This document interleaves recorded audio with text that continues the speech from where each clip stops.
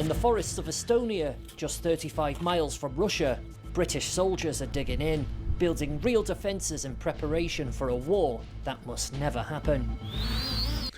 Or might happen. Are the British really, really worried? Is the rest of NATO worried? They're 35 miles away from the border on exercise, digging trenches, firing positions. Let's get into it. This is NATO's Frontline, where training is intense and the threat real.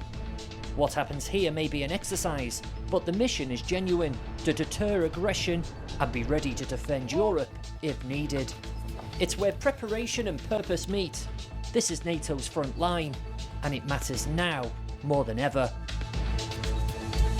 They are seriously preparing. They are worried. They want to deter. But is this more likely to make Putin more aggressive? Will this annoy him? I've been in Estonia for years, but everything is really starting to ramp up.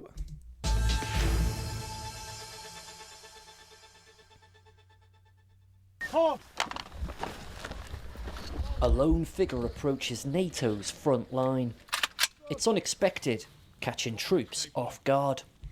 More worrying that he got that close and that guy hadn't put his helmet on already. Did you see the open ground in front of him? Should have seen him a lot sooner.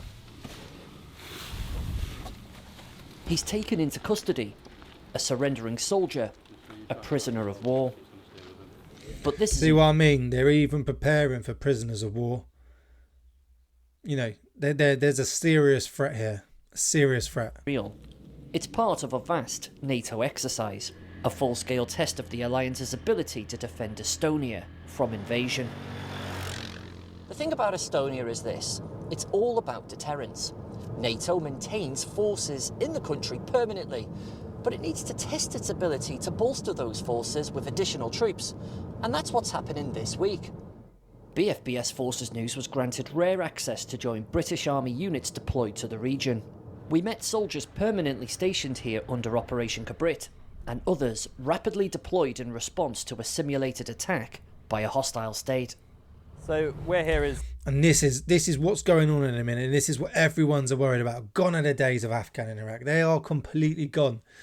They are so worried, especially with what happened in Ukraine, that another country, another nation is going to invade or cross someone's borders. Russia with somewhere in Europe, continuing with Ukraine, China, Taiwan. There's loads of places in it. It's a real concern at the minute, and I think it's got a lot of people worried. And there's a lot of major exercises, there's a lot of major NATO exercises happening within the Baltic region and other areas in Europe preparing for just in case the worst happens.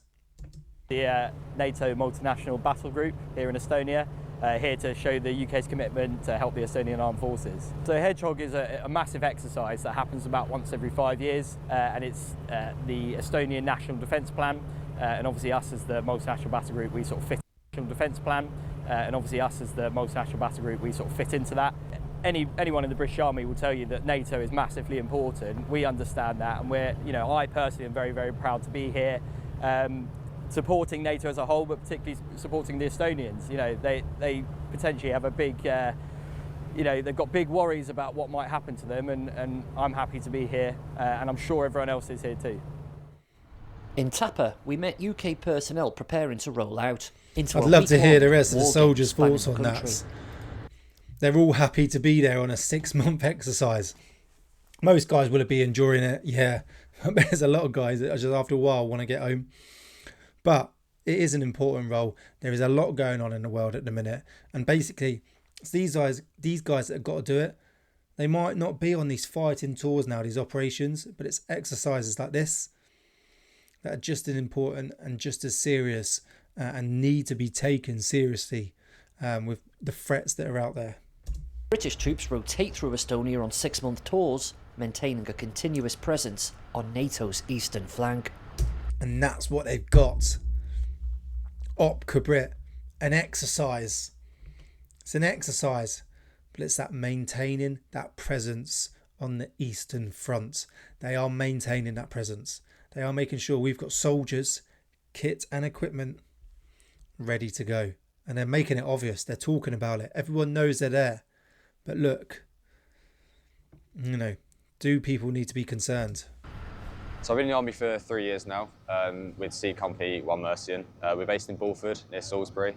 And are you loving it? I'm loving it, yes. This is my first tour, it's first operation. It is going well. The exercise has been quite fun. So I have a black cockapoo named as Freddy. I've also decided to name my Trojan after my dog. Yeah, so my job here as the Trojan is to provide counter mobility and mobility corridors for the battle group to progress forward. Any obstacles, blockades, we bypass and continue going through. I've got a minefield clearing, mine plough. This takes direct mine strikes. So far I've been kept very busy, making sure that the vehicle's up to date, keep going, making sure I tie back home every now and again when I get the chance. See videos of my dog, it's always nice to see. Yeah, your dog. Yeah, but that's it. They're just making sure the vehicles are ready to go just in case they are needed. There's most probably not too much going on in Estonia, but they are busy, practicing contacts, fire manoeuvre, practicing digging in, practicing moving about with vehicles, practicing moving about on foot, going on patrol, OPs, whatever it is your role is. But the biggest thing, making sure those vehicles are ready to go, well serviced, and they're not going to break down. For Exercise Hedgehog, this permanent force has been joined by an additional 2,500 troops from the UK and France. That's what I mean. It's a lot of troops. Getting them here with all their equipment was no small feat. Some travelled via Eurostar, boarding the 9:15 to Paris before continuing east by rail. At that. It's all part of the test. How quick can we get troops there? What networks can we use? What modes of transport can we use? Can NATO reinforce the front line quickly in a crisis? We embedded with Burma Company, 1st Battalion, the Duke of Lancaster's Regiment. They'd spent 4 days digging in, building battlefield defences that simply can't be replicated in the UK. Tank ditches, trench networks, and dug-in firing positions. And look, they're practicing it. They're seeing if they can do it, but it's also they're ready. That's the picture I'm getting from this. But this is the type of warfare that we're going to be doing now. Like I said, gone are the days of Afghan and Iraq. Trench warfare. That's what we're seeing in Ukraine and Russia. Digging in firing positions, etc. This is what the guys need to be practicing, and this is what the guys and girls need to be ready for. Location is just 35 miles away from Russia. Yeah, well, we're on Exercise Hedgehog, which is showcasing the Forward Land Forces Brigade, 4th Light Brigade's ability to rapidly deploy and then operate with the 1st Estonian Division in a relatively challenging environment. And it is about demonstrating NATO's readiness to respond to a threat to its member states. So what is the exercise from your perspective? I understand this is a defensive base scenario. That's right, large-scale exercise, operating with the 1st Estonian Division, a defensive scenario, and we're in the build phase whereby we're now preparing the defences against an advancing enemy with a couple of days to push. And when the enemy arrive, that'll be when the exercise, for all intensive purposes on the main defended area, really gets going. The thing about these trenches is the soldiers have dug them specifically for this exercise. But when the exercise concludes next week, the trenches will remain and they'll become part of the landscape here in Estonia, should there ever be a war. There we go.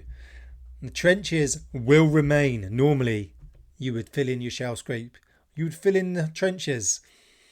You'd fill in your OP. But this time, they're not. There is major concerns that this Ukraine and Russia war could expand out, could go on for longer, could go further into Europe. And I think there is people legitimately scared and worried that this may happen, and they're preparing for it. Very rarely would you dig in trenches. Do I think it's really going to happen? Me personally, I don't think it's going to get to that point. But better to be proactive than reactive. But what's it like living in a trench? So Liam, Not this is fun. your humble abode, I believe. Why don't you talk me through it? So we got here, there was just a hole in the ground. We started digging. We had this done by pretty much day 2. There's a chap here asleep, but we normally fold up our sleeping bags. We call them DOS bags. So there's a lot more room during the day, but at night they'll be all folded down, and there's like a little lane here so we can get out, because we'll be going onto the stag point over there, which is in the trench. It's quite spacious in here.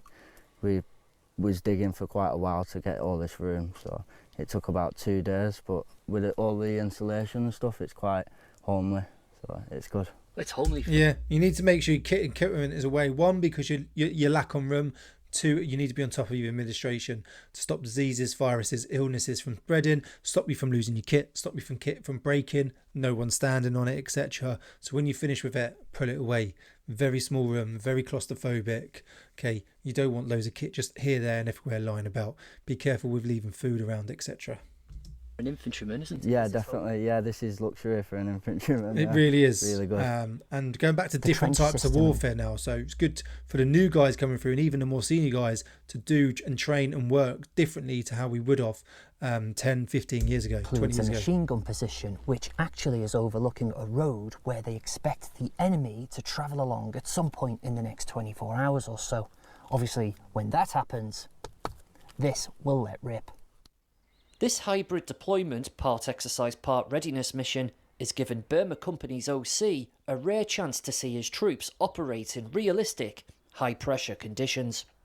Yeah, so Burma Company, we deployed 10 days ago to Estonia, and that's where we spent the first week doing some integration training with our Estonian partners and the French battle group that are here, because obviously it's one of the key aspects for us to make sure that we are interoperable with all of the NATO allies that are deployed out here. The experience that our soldiers have, some have served from 2 weeks and have been literally out to basic training just before deploying out here, through to some of our soldiers that my company Sergeant Major that served sort of 20 years. And so that whole breadth of experience is incredible, but also the new ingenuity of some of our soldiers in learning some of the technology that we have. It's just been an incredible opportunity for all of us. Thanks to Ukraine, battlefield technology has evolved. A commander like Lance, on the ground, can now deploy drone assets in seconds. See, those tablets are cool. They were talking about bringing them in when I was in, and they were sort of just being trialled and tested and starting being used. And it wasn't sure what you're going to be able to do with it, but you can even use them to fly your drones. That's cool to see. I like that. We met Trent, flying a Parrot reconnaissance drone, a small tool that gives commanders vital situational awareness. How important do you think drone is in modern warfare? Oh, 100%. This is like the future of modern warfare, I would say. I mean, if the British Army didn't have capability in drones, we wouldn't be as good as we are. And, you know, our drones are really good. Worst case scenario, one of our platoons get attacked and we could send the drone up, see exactly where the enemy is coming from, if they're getting flanked or they're fighting front position. And I can basically send the drone up, see where the enemy is coming from and live broadcast it on here, so that all the call signs can see the footage of where the enemy is at, or if they are coming towards our position and which positions they are going to. I remember when I did the drone course when I was serving, I was on one of the first ever courses that the British Army were getting soldiers through. We actually did it with the Royal Navy, and we got to fly all the different drones, and you got your little pilot book. It was really cool, and it's come a long way since then. That was most probably about 5 years ago. Maybe a little bit longer, a little bit after, actually. It might have been after that. It might have been 4 years ago. And then so many people have then gone on to do it within the military, and it's such a big asset, and the British military really need to use it correctly, and it looks like they are. It could help so many people. Nearby, another soldier operates a drone designed to simulate the more lethal kind of threat now common on the modern battlefield. Look how quick that one is. Wow. Just built for purpose to Jesus, fly, hit a that one target, can and go. that's then destroyed with a small munitions. So is that what we're doing now? We've even got those types of drones. So that's what the one-way attack drones that we're using now. You've been a soldier for a decade. Wow. Is this an avenue you ever saw the army going down? Not when I first joined, no. It was more so like this in trenches, but you know, it's just the way the world's moving now. We've seen with current conflicts in Ukraine and in other parts of the world as well that this is the sort of avenue that conflict's going now. So we're behind the boat, so to speak. So we need to sort of find a way to catch up, really, and this is the way that we're doing it. That's really cool to see. I didn't realise we were using drones as weapons. We are actually doing that now. Interesting, very, very interesting. We'd love to know what your thoughts are on this. Comment below. Absolutely incredible. Seeing what the drone sees, it's clear how fast British Army doctrine is evolving to meet the challenges of modern warfare. It was while filming this sequence that the lone figure appeared, emerging silently from the trees, hands raised in surrender. One Lanx took him into custody. He was searched and processed in line with the Geneva Convention. An exercise controller told us scenes like this play out almost daily in Ukraine. That's why the scenario was included, to prepare troops for the unexpected. It's a very important scenario that should be kept in for sure. Matters like this may be minor in terms of the overall deployment and reason for being here, but for commanders, it's all about preparedness. I guess it's easy from my perspective. I've got a fantastic team, and the soldiers work incredibly hard. They have really appreciated being able to come here and be empowered to adapt to the environment. The defensive build has been different to what we usually do in the UK. Importantly, they're learning a lot, and it gives you a tremendous amount of pride to see them learning and actually enjoying themselves too. I know the Lord. Now firmly dug in, it's all about the waiting game, such as life as a soldier. And that's how it would be, just sit and wait. Helping those hours pass by, some of the members of the battalion Fijian choir, providing a little relief from what can sometimes be monotonous work. Don't forget, these troops are operating under what's known as PED Red. They have no mobile devices or access to the outside world. It's moments like this that help with any encroaching boredom. And that's how it would be in real life. You wouldn't have access to that because of the threats, because of the cyber security issues.